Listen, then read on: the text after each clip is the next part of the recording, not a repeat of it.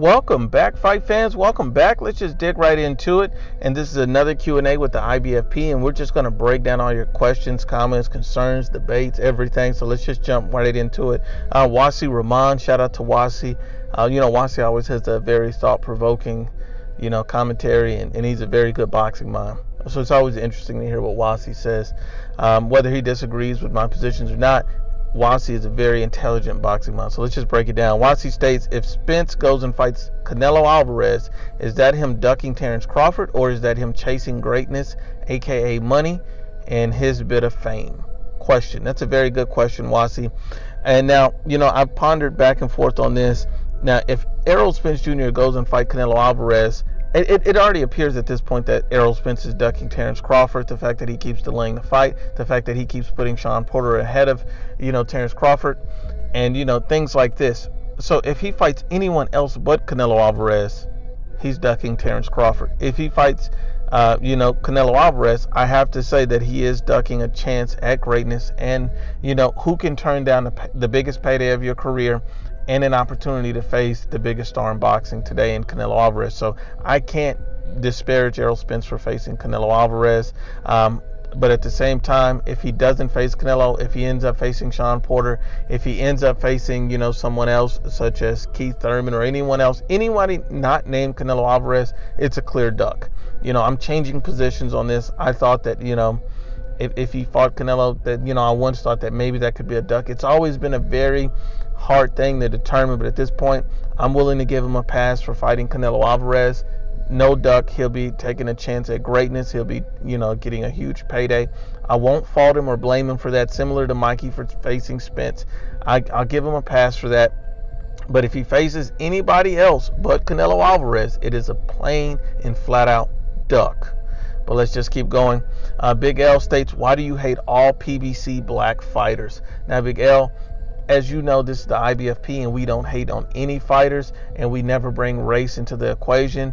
We like to be honest and unbiased and give an honest and open analysis. So let's start with the fighters that you always, I like Big L, and I always see you on here, Big L, and you comment about a lot of different fighters. And one of the fighters that you always comment on is, Errol Spence, is when I speak about Errol Spence. Now, put it like this. If Terence Crawford, who is on Top Rank, if he came out and stated that, hey, I don't want to face Errol Spence, I want to face Shawn Porter before I face Errol Spence, I want to face the winner of Keith Thurman and Manny Pacquiao before I face Errol Spence, then I would give Terence Crawford that same criticism. He doesn't say things like that, therefore I do not give Terence Crawford that criticism. Then Jermall Charlo. So then Jermall Charlo, if Jermall Charlo actually wanted to fight, Danny Jacobs, if he called out Danny Jacobs, if he was actively trying to pursue a matchup with Danny Jacobs, then he wouldn't be criticized. But Danny Jacobs have offered him the fight. Danny Jacobs confronted him. So, that's why Jermall Charlo gets that criticism. He is known as the bum slayer. He doesn't take any legitimate fights. He only fights guys on the lower tier. He's not willing to fight the best.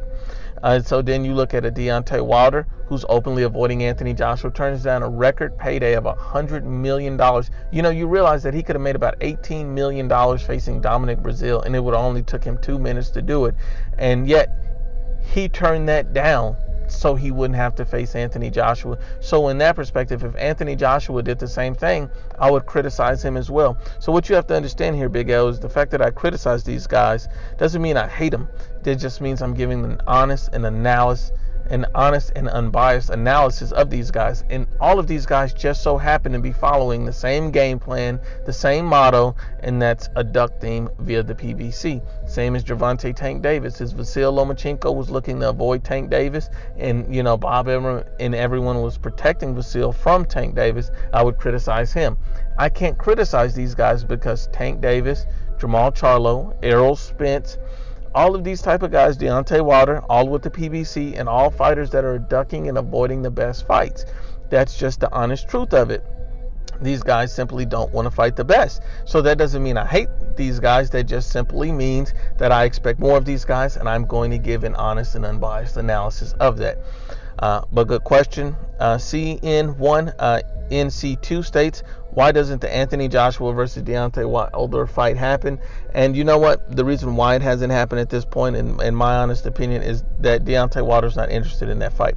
Deontay Wilder fought Luis King Kong Ortiz once, and he's willing to face him. And, you know, he's came out with statements today that he wouldn't mind facing Luis Ortiz 2 or 3 times. What point and what good is it facing Luis Ortiz 2 or 3 times when Luis Ortiz has never been a world champion in boxing?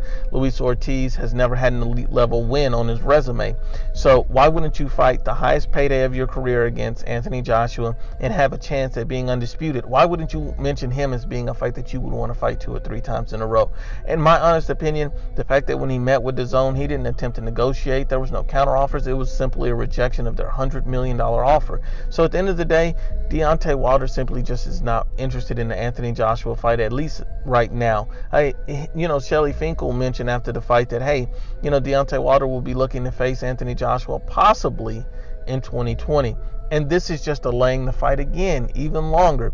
And so at the end of the day, Deontay Wilder's trying to build up his brand and his name and trying to clout chase off Anthony Joshua. But unfortunately, fighting guys like Dominic Breazeale, Adam Kownacki, and Luis Ortiz will not build his name or his brand, period. But let's just keep going. The next one comes from Gabriel Gonzalez, and he says, IBFP, this is an old topic, but what do you think about Canelo Alvarez's failed drug test from over a year ago? Do you believe the contaminated meat explanation? Personally, I do believe it, because it has happened to other Mexican fighters and even an entire national soccer team. But what do you think? I think that's a very good point, Gabriel. But when it comes to any type of PDs or anything like that, I always give everyone the benefit of the doubt. If they say they didn't do it, I always give them, because, in the sport of boxing, things change so much. And 1 minute something's legal, 1 minute it's not. There's so many different protein shakes and powders and things that you can take, and you may have no idea what's in it. So I always try to give a guy the benefit of the doubt. But when it's blatant and open and honest of what it is, like, a big baby Jermall Miller taking multiple performing enhancing drugs and intentionally doing it, the evidence is, overwhelming that he's done that on purpose. So at that point, I already know the situation with big baby Jermall Miller. Now with Canelo, I think it's a very reasonable explanation. And to my knowledge, that the B sample was, he passed the B sample. So at this point, I don't hold that against Canelo. I believe his explanation, and I moved on from it. The next question comes from Sir Lopez George. He said, I don't think Wilder is ducking AJ. He's just not paying attention to him. He chased AJ in the past, offering him $50 million when AJ himself said he'd fight the next day for $50 million. AJ not wanting Wilder to get in the ring after his fights. I want to see AJ put the same effort in making the Wilder fight. Now, Sir George Lopez, I have to break down your statement because it's all inaccurate. And what I mean by inaccurate is that, not paying attention to someone is ducking them. When he's the biggest fighter in the division, the biggest payday in the division, that's an open duck.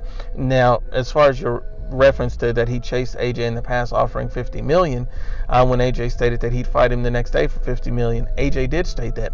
But at the same time, Deontay Wilder never sent a contract, never offered a venue, date, anything. So how can you make a legitimate offer and you never send a contract? I don't know if you know this, Sir Lopez George, but Anthony Joshua offered Deontay Wilder a contract, sent over the contract, and Deontay Wilder did everything but sign it, agreed to all terms, and stated that he seemed to have lost his pen. That was his words, not mine, not AJ's, but Wilder's words. So you have to be honest and unbiased that the offer was never a legitimate offer, was never a real offer, and the supposed offer, according to Frank Warren with BT Sport, came out and stated that Anthony Joshua would have had to have fought on BT Sport in the UK for that offer to be valid. And here's the problem with that. Anthony Joshua is contractually obligated to only fight on Sky Sports in the UK. So they were making an offer in turn that they knew that AJ was unable to accept for legal reasons. So, Sir George Lopez, that was not even a legitimate offer. It was a bluff and a duck. At the end of the day, Deontay Wilder is just simply not interested in fighting Anthony Joshua. The next one comes from Eduardo Flores. He states, "New, can you post a video exposing boxing ego? I just got blocked in his live videos because I told him Fury got robbed against Wilder. Boxing ego is just pure emotion. If you mention facts, he blocks people. I've made a few exposing boxing ego, and I'd be happy to do it again. This guy, you have to be honest and unbiased. Just because someone says something that you don't like, there's no reason to block them. You can have a healthy debate. And, it's just that when people start ignoring facts like ego, we don't call him boxing ego. We call him bias ego. But let's keep it going. Original Flash 14 says, if Canelo versus Spence happened, do you think that Spence truly believes that he has a chance, or he just wants a big payday? I think that Errol Spence Jr. truly believes that he has a chance. And the reason why I say that is because Errol Spence Jr. is the type of guy that believes his own hype. He's been hyped up to the point where he believes he's the greatest welterweight. He believes he's the next Floyd Mayweather. You can tell in his demeanor that you can tell the fact that he beat Mikey Garcia and couldn't even drop him or hurt him at all in the fight. And he felt so confident that he beat Mikey Garcia, and he walked around there so proud about beating a guy from 135. It just shows you that his mind is not in the right space. The fact that he's avoiding a Terrence Crawford, when Terrence Crawford would make him a pay-per-view star, when Terrence Crawford would be a unification fight in his biggest payday to date. See, at the end of the day, if we're being honest and unbiased, Errol Spence think he would have a chance to beat Canelo Alvarez, but in reality, it would just be a money grab, and Spence would get stopped in the first 6 rounds. And the next question is, Original Flash 14 has another one, and he states, if Canelo gets a rematch with Floyd, do you think Canelo could beat him? Absolutely. I think Canelo's, early in his career, he just didn't have the skills, patience, understanding, or experience that he has now. But at this point, Floyd is well past his prime, so it's no point. If Floyd was still a little bit younger and Canelo was close to his prime, or at least in his prime as he is now, I think it's a completely different fight.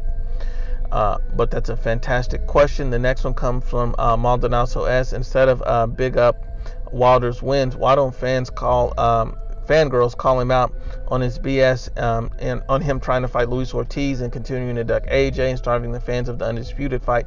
It's also very disgusting seeing Mauricio Suleiman hugging Wilder after his win. It's obvious the PBC is protecting him from White. And it's completely legitimate question. That's a great question, Maldonado. And look, if Deontay Wilder would have fought a Dillian White and knocked him out in the same fashion that he did Dominic Breazeale, he would get so much credit, he would get so much clout and so much acclaim for beating a legitimate top heavyweight in boxing, but he didn't do that. Emmanuel Moreno states, IBFP, why don't the PBC fanboys acknowledge that AJ beat Molina and Gavin both in 3 rounds, while Wilder struggled against Molina and almost got knocked out. Also took him 9 rounds to finish him. I agree. That's 100% accurate. Wilder took 6 rounds to finish Gavin. Also, AJ made Molina look amateurish. IBFP, Wilder PBC fangirls say AJ doesn't hit as hard as Wilder, when Molina, a common opponent, stated that AJ hits much harder. You have to understand, these guys, they're prisoners of the moment. You see a fight like the Breazeale fight, and these guys are trapped in that one moment, and they're so happy to shout Wilder from the rooftops. But when he was exposed against Tyson Fury, you notice these guys all disappeared. But that's the nature of a fanboy. Emmanuel Moreno has another question. He said, IBFP, do you regard Andy Ruiz a much better opponent than Breazeale? Absolutely. Andy Ruiz has never been knocked out. Andy Ruiz only lost a controversial decision to Joseph Parker, who was an undefeated world champion when Anthony Joshua fought him. And some people felt that Andy Ruiz won that fight. So, depending on how you see this could be an undefeated opponent. Andy Ruiz has better skills than Dominic Breazeale. But nonetheless, I do think that Andy Ruiz will not be able to compete with Anthony Joshua at the highest level. He also states PBC fangirls are already saying that AJ has to knock out Andy Ruiz early to keep up with what Wilder did. That's nonsense. Styles make fights, and the level of fighter make fights. I think Andy Ruiz is a much more accomplished fighter than Dominic Breazeale. I think he's a better overall fighter than Dominic Breazeale, and a much more responsible fighter than Dominic Breazeale. So AJ can knock, Andy Ruiz out in the 6th round. The 10th round would make a difference. A win is a win for Anthony Joshua, and that would have no bearing on a potential AJ Deontay Wilder fight. Only a casual fan would think so. That's a very great statement. And let's get into the next one. Gus states, Andy Ruiz has taken the challenge of trying to dethrone AJ in a month's notice of training. Now, in my opinion, I believe Ruiz taking on AJ was far too soon. He did very recently fight. Yes, he finished his opponent in the early round. How do you see the fight going? I have to be honest and unbiased and reference to this fight. I think AJ stops him within the first 6 rounds. I think it'll be an interesting fight. I think Andrew Ruiz is much more durable than Dominic Breazeale, and I think he's going to present a different challenge to AJ. I think he does have power. I think he does have speed, and so he has a lot of different things. And AJ's not going to come in swinging wildly trying to get a guy out in the first round. He's going to take his time, break him down, and attempt to stop him. So I say around the 6th round, but could go as high as 10. Luis Mayorga states, IBFP, after seeing the Nui versus Rodriguez fight, I couldn't help but think that he can become one of the greatest boxers of our time. Or do you think it's too early to start saying that? I don't think it's too early to start saying that. I think that, Nui is a very special talent. I think he's a once-in-a-generational type of guy.